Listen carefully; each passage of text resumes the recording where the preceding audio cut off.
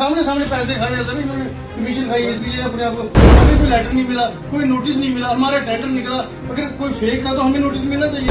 Tender निकला है और ये कह रहे नेगोशिएशन ग्लोबल मीडिया। कौन है वो ग्लोबल मीडिया? आप क्यों उसकी तरफदारी की जा रहे हो? कमीशन सेटिंग आप यही है सर। ये देखिए सर, आपके सामने बता रहा हूँ, ये सांबा का टेंडर है, ये एस्टिमेट कास्ट है। कोई भी काम लगता है उसकी एस्टिमेट कास्ट होती है। ये 12 लाख रुपए एस्टिमेट कास्ट इसमें भी नहीं डाली, इसलिए कि अपनी पार्टी को टेंडर दिलवाना है, क्योंकि एस्टिमेट कास्ट से 10% ऊपर से ऊपर ये नहीं दे सकते थे, इसलिए इन्होंने मनमर्जी का रेट डाली, इसलिए अपनी पार्टी का टेंडर डलवाया।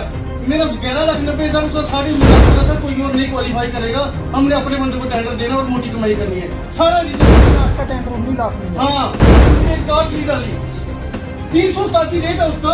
ये ऑनलाइन रिसिप्ट है सर, ये ऑनलाइन नेट से निकला हुआ रिसिप्ट है। ये 200 ये देखिए 387 ग्लोबल मीडिया का और 238 देवेंद्र कुमार का। और ये कह रहे कि हमने उसके साथ नेगोशिएशन की और उसका हमारे से 1 रुपया कम करके उसको टेंडर दे दिया। ये तो सर आपके सामने सारा सच है सर। चोर बाजारी है, एक गुड गवर्नेंस की एग्जाम्पल है आपने। एक चोर बागर भी सर, ये कहते हैं कि जो करप्शन जो फंड फैलाया हुआ है, ये क्या से फैलाया हुआ है?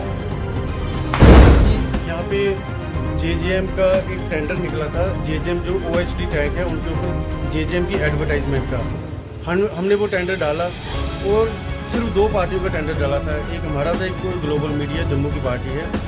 और टेंडर इन्होंने टेक्निकल ओपन किया। टेक्निकल ओपन करने के बाद हमें फ़ोन आता है ऑफिस से कि आप ऑफिस में आके साहब से मिलो। पापा आए ऑफिस में, इन्होंने कहा कि आपका टेंडर निकला हुआ है, आप CDR लेके आइए 43,200 रुपये की।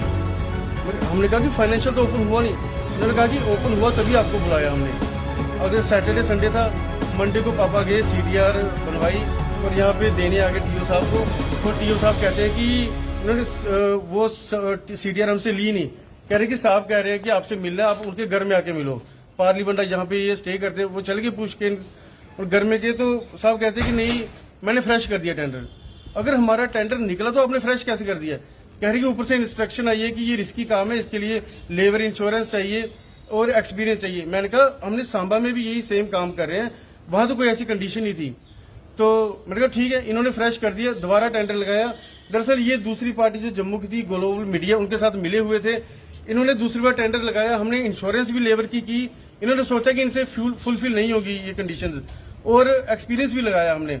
उसके बाद इन्होंने जब ओपन किया, फाइनेंशियल ओपन जब टेंडर हुआ, फिर भी हमारा टेंडर निकला।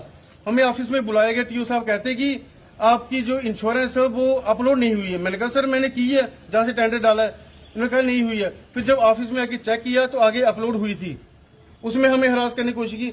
उसके बाद ये कहते हैं चलो आप डॉक्यूमेंट दे दो, हम आपकी अलॉटमेंट कर देंगे। डॉक्यूमेंट 24 तारीख को सबमिट करवाए।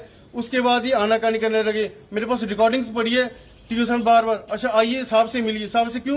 क्योंकि पैसे का हिसाब किताब, अलॉटमेंट के ऊपर कमीशन। मैंने मना किया कमीशन के लिए, और इन्होंने क्या किया कि दूसरी पार्टी, फिर कह रहे कि दूसरी पार्टी से बात करो, वो हमें बड़ा तंग कर रहे हैं। और दूसरी पार्टी को इन्होंने अलॉटमेंट दे दी, हमें कोई नोटिस नहीं आया। ये देखिए सर, ये डॉक्यूमेंट्स हैं, देवेंद्र कुमार के नाम का काम निकला हुआ है, ठीक है। और हम बिना हमें नोटिस दिए हुए इन्होंने दूसरी पार्टी को टेंडर दे दिया। दूसरी पार्टी को कोई भी गाइडलाइन ऐसी नहीं है कि दूसरी पार्टी को टेंडर दे सकते, उसका तो निकला नहीं। ये फ्रेश कर सकते थे फिर से।